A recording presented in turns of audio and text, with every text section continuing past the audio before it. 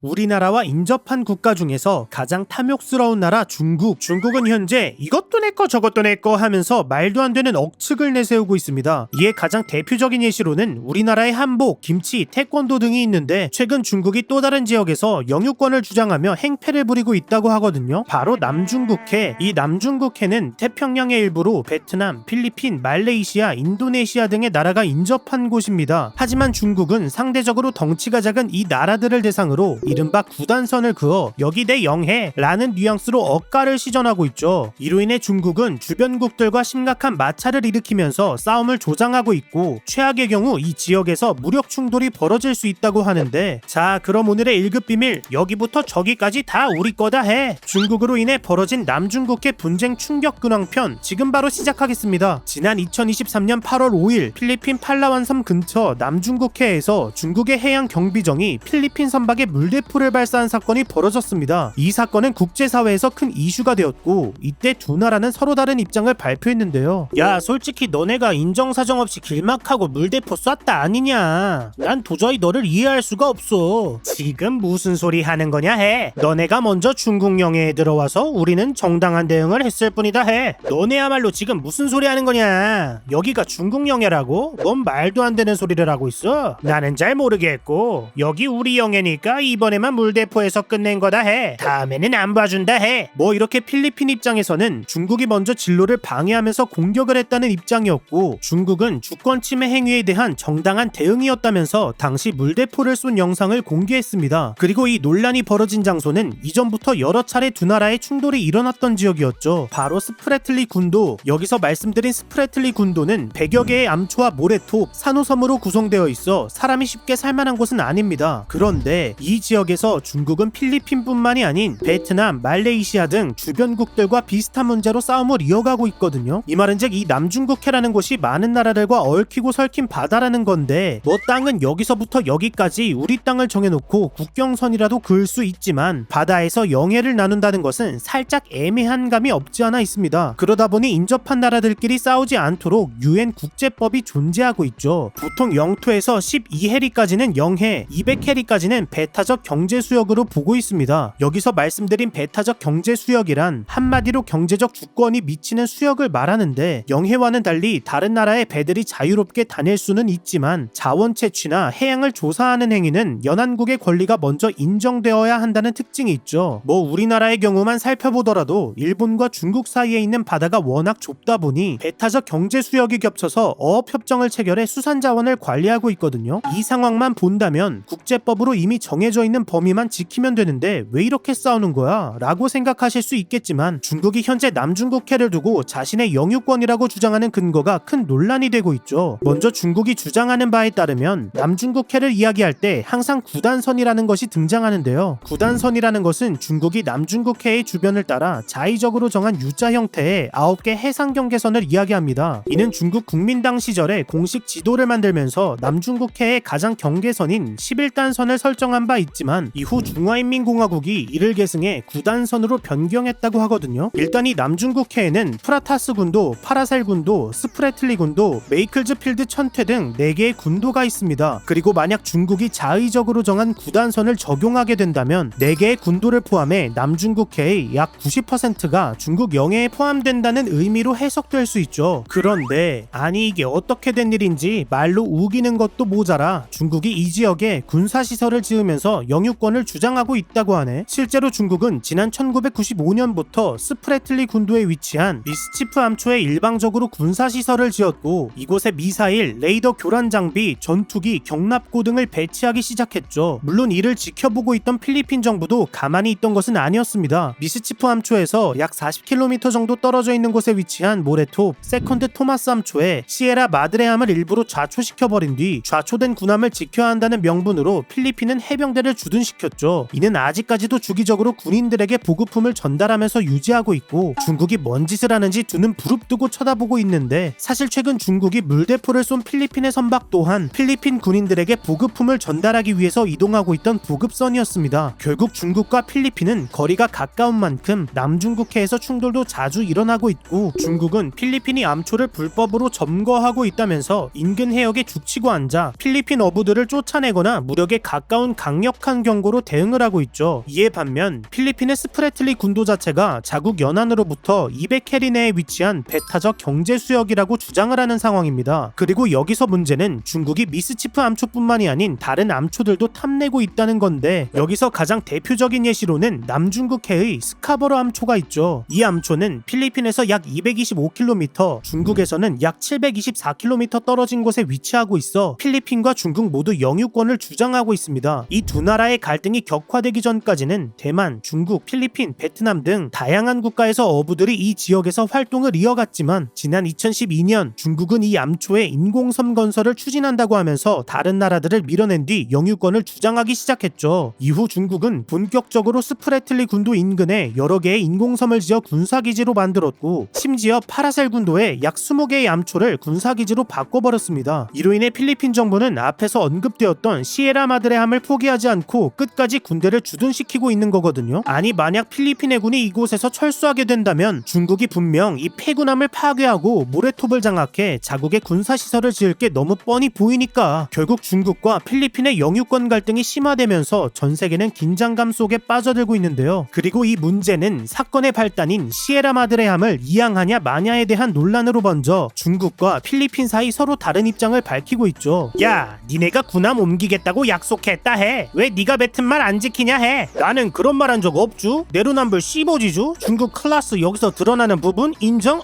인정. 너 계속 까불까불하는데 그러다가 진짜 혼난다 해. 좋은 말 할 때 철수하라 해. 응, 아니야. 우리가 군함 옮기겠다고 약속한 증거문서 가져와. 그럼 생각은 해볼게. 이렇게 중국은 필리핀이 옮기겠다 해놓고 약속을 이행하지 않고 있다는 입장을 밝혔고, 필리핀은 자신이 언제 어디서 약속을 했는지에 대한 증거를 가져오라면서 군함을 이동할 뜻이 전혀 없다는 뜻을 못 박아버린 상황이죠. 그렇게 양국 간의 긴장감이 극에 치닫는 가운데 최근 미국이 필리핀의 손을 들어주면서 국제사회는 남중국해에 큰 관심을 보이고 있습니다. 결국 중국과 필리핀 사이의 갈등은 최악의 경우 군사적 충돌로 이어질 가능성을 완전히 배제할 수 없는 상황이죠. 그러다 보니 일각에서는 중국이 호시탐탐 노리고 있는 대만과의 충돌보다 이 남중국해에서 필리핀과 먼저 충돌이 일어날 것이다 라는 이야기가 나오기도 하는데, 여기서 들 수 있는 의문이 중국이 미국에게 깨갱거리는 것도 한두 번이지 계속해서 두드러맞고 있는 상황임에도 남중국해 영유권을 포기하지 않는 것인가 일 것 같습니다. 그리고 그 이유는 많은 분들이 아시다시피 이 지역이 해상항로의 핵심 지역이기 때문이죠. 남중국해는 현재 전세계 해상 교통량의 3분의 1이 통과하는 지역인데다가 화물 적재상선의 절반 이상이 이곳을 지나가고 있습니다. 이를 경제적으로 환산해보면 연간 3조 달러, 하나로 무려 약 3,964조 5천억 원의 물동량이 통과하고 있죠. 심지어 남중국해에는 엄청난 양의 원유와 천연가스가 매장되어 있고 전세계 어족 자원의 약 12%를 차지하는 수산물의 보고이기도 합니다. 결국 남중국해 인근 국가에서는 이 지역을 포기할 수 없는 상황인데, 이 남중국해에서 벌어지고 있는 분쟁이 우리나라에도 큰 영향을 미치고 있거든요. 우리나라는 현재 에너지원의 대부분을 수입에 의존하고 있습니다. 그런데 하필 석유의 약 70%, 천연가스의 50% 정도가 남중국해를 통해 들여오고 있죠. 이 말은즉 이 지역에서 문제가 벌어지게 되면 우리나라 입장에서도 에너지 공급에 큰 문제가 생기게 될 수 있다는 건데, 정말 다행히도 중국이 남중국해를 장악하는 것은 현실적으로 어려운 일이라고 합니다. 지난 2013년 필리핀은 자국의 배타적 경제 수역 내 개발권을 명확히 해달라는 취지로 국제상설중재재판소에 제소를 했거든요. 중국은 이때 남중국해의 영유권을 주장하면서 이에 대한 근거로 고대시대부터 우리가 이 지역을 점령하고 있었다라는 입장을 밝혔지만, 국제상설중재재판소는 지난 2016년 중국의 주장은 법적 근거가 없다는 판결을 내린 바 있습니다. 하지만 중국은 이 판결을 무시하면서 무단으로 암초에 군사기지를 건설하고 베트남, 필리핀, 말레이시아 등 상대적으로 약소국인 나라에게 경고하면서 깡패짓을 하는 등 중국이 중국하는 모습을 보여주고 있죠. 심지어 중국에서는 최근 2023년 판표준 지도를 공개했다고 하는데, 이 지도에는 남중국해 파라셀 제도와 스프레틀리 제도 등 남중국해의 영유권 분쟁이 일어나고 있는 지역을 모두 중국 영토로 포함해버리면서 또 다른 논쟁을 자아내기도 했습니다. 이로 인해 주변국들은 중국에게 강력한 항의와 반발을 하면서 긴장 상태는 심각해졌고, 남중국해를 사이에 둔 국가들은 중국의 위협을 전 세계에 폭로하면서 중국을 고립시키는 태도로 압박에 나서고 있는데, 과연 이 지역의 논쟁이 어떻게 마무리될지 지켜봐야 할 것 같네요. 자, 그럼 중국의 상식은 도저히 이해할 수 없다는 것을 다시 한번 느끼면서 오늘의 1급 비밀 마치도록 하겠습니다. 다음에 또 다른 이야기를 담은 서류 1급 비밀 파일을 들고 다시 찾아오도록 하겠습니다. 있습니다. 감사합니다.